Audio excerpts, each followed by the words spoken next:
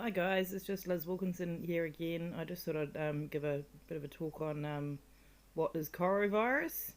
There's a lot of stuff in the media about what corovirus is, and I get quite frustrated when I go to the shops actually with the whole social distancing thing and that kind of stuff because corovirus isn't a virus. The governments haven't told you that. They've everybody's panicked and as usual blamed it on the outside as usual blamed it on the outside source, and corovirus is actually an immunity problem. So I'm not sure what people know about immunity, but how immunity is really what keeps us well, keeps us uh, what's the word so we can't get infection. If you imagine that you've cut your finger and what it usually does is it might get a bit infected and then it heals, and that is how immunity is built. That infection is actually building your immunity so you don't get sicker, so your whole finger doesn't get infected and your finger drops off. And people's obsession with cleanliness is what has killed, or what has brought on the corovirus. As we have no immunity, people don't let their kids go outside and eat dirt anymore. Things like antibiotics, steroids, medications. There's my antibiotics I take at the moment. All that kind of stuff. It depletes immunity, and so what's happened is that there's been a new virus that's been introduced into the world somehow, and probably not a new one. It's probably just like a mutation of another one that's already kind of floating around, and we have no immunity to it. That's what's happened, and at the moment I think they're thinking about selling, or they've developed a vaccine for it. So what's eventually going to happen is, if it doesn't stop, that kind of behaviour doesn't stop, is that we're going to have no more human beings left.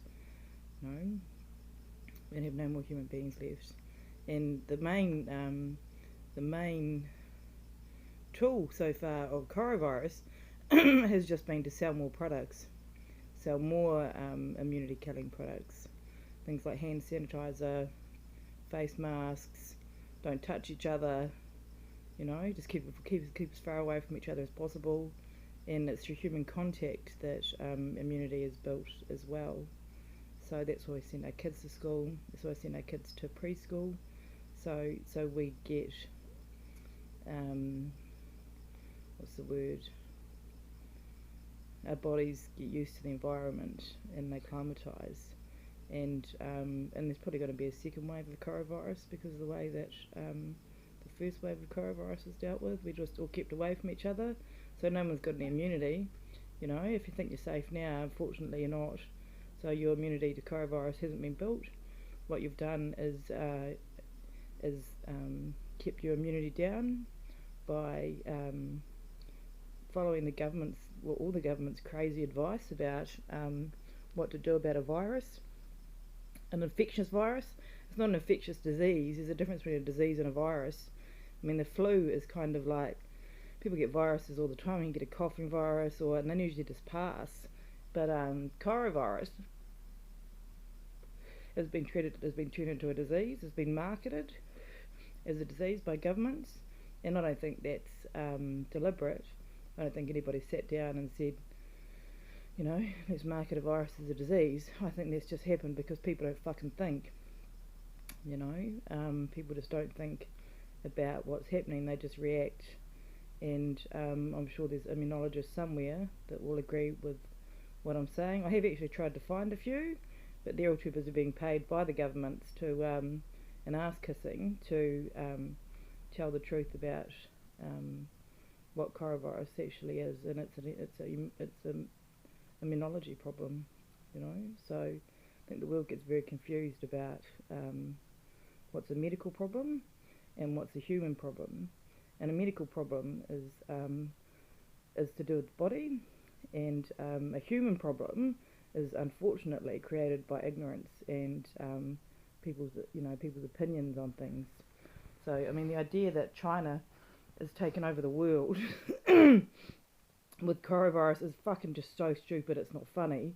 You know, they're the servants of the world and they provide products to the world so we can live, you know? So it's not exactly the most brilliant plan in the world, is it, to take over the world by selling products? So, you know, and if, well, I've taken over the world, and they've funded that, but they work hard and they provide products to the developing world, and you know, and in return we abuse them. Well, I don't abuse them, you guys do, and their products are made cheaply because for them they work, because they actually work. They're not at home on their fucking laptops, you know, so or on their phones, or wearing out their phones, you know, buying a new phone every fucking year. So they actually do other things with their lives besides buy shit. They make it. So they're the ones that make it and they sell it to us at cheap prices, and then we whinge. We buy it and we whinge because it broke yesterday, you know. So mass production. What else do you do? So they do a fantastic job in saving the world, and most people, you know, because of coronavirus, who abuse that, which is disgusting behaviour, definitely by proxy abuse, through lack of trying to through ignorance, through pure ignorance, people not, you know, choosing to educate themselves about a medical problem, you know. So a medical problem.